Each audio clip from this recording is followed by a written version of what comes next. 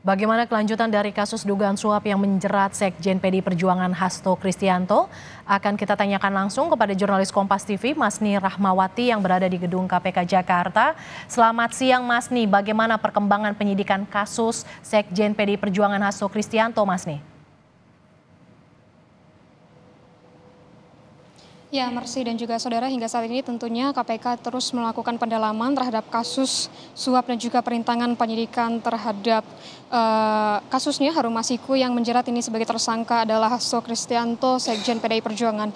Namun informasi terakhir memang dari KPK adalah untuk Hasto Kristianto dan juga mantan dari Menteri Hukum dan HAM Yasona Laoly ini dicekal ke luar negeri selama 6 bulan usai dari Hasto Kristianto ditetapkan sebagai tersangka, di mana pada tanggal 24 Desember 2024 lalu KPK ini menetapkan Hasto Kristianto sebagai tersangka dari kasus suap dan juga perintangan penyidikan pada kasus Harun Masiku pada tahun 2020 lalu.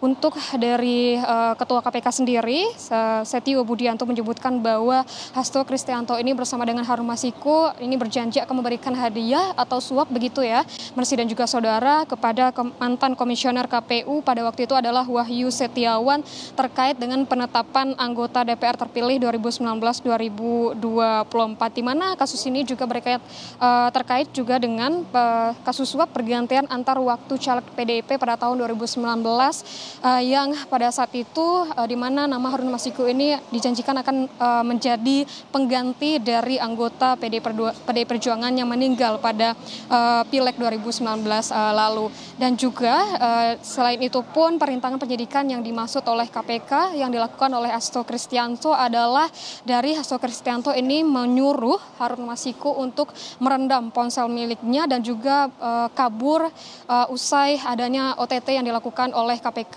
5 tahun yang lalu. Dari penetapan tersangka yang dilakukan oleh KPK terhadap Hasto Kristianto ini, PDI Perjuangan juga memberikan tanggapan di mana PDI Perjuangan menyebutkan bahwa tidak ada bukti yang cukup begitu ya, dan tidak ada bukti yang kuat untuk penetapan Hasto Kristianto sebagai tersangka pada kasus suap dan juga perintangan penyidikan kasusnya Harun Masiku. Dan PDI Perjuangan ini tengah melakukan upaya hukum untuk membuktikan bahwa Hasto Kristianto ini tidak bisa ditetapkan sebagai tersangka oleh KPK, dan juga dari sisi KPK ini sendiri menyatakan bahwa akan siap jika adanya pra peradilan yang disampaikan atau nanti akan diajukan oleh PDI Perjuangan. Mercy. Masni, selain Hasto Kristianto ada juga nama mantan Menkumham Yasona Laoly yang juga terseret kasus Harun Masiku. Bagaimana perkembangannya, Masni?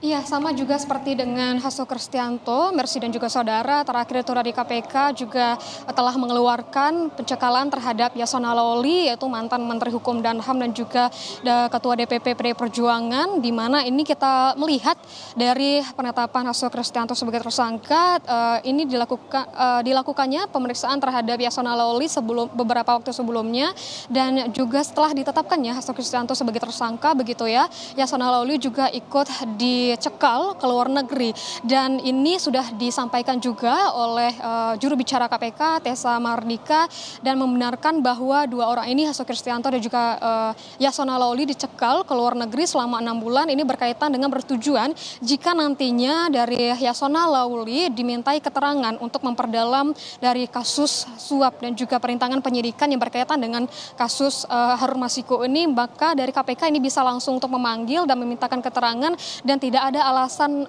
sedang di luar negeri begitu, Mercy dan juga saudara. Dan untuk dari pencekalan ini sendiri juga sudah dikonfirmasi oleh Menteri Imigrasi dan Permasyarakatan Agus Adrianto bahwa dua nama ini sudah masuk dalam pencekalan dan tidak dibolehkan untuk keluar negeri.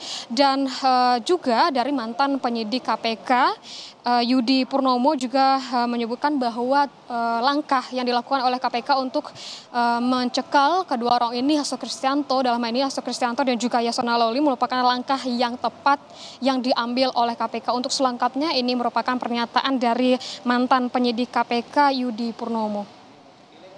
Ini merupakan tindakan yang tepat bagi penyidik KPK karena dua hal. Selain memang merupakan kewenangan mereka, namun juga penyidik merasa sangat membutuhkan keterangannya sewaktu-waktu sehingga tidak ada alasan mangkir karena berada di luar negeri. Yasona Lawli menurut saya merupakan saksi kunci bisa untuk pengembangan perkara lainnya. Apalagi kita tahu bahwa Yasona merupakan saksi-saksi terakhir sebelum Hasto ditetapkan sebagai tersangka.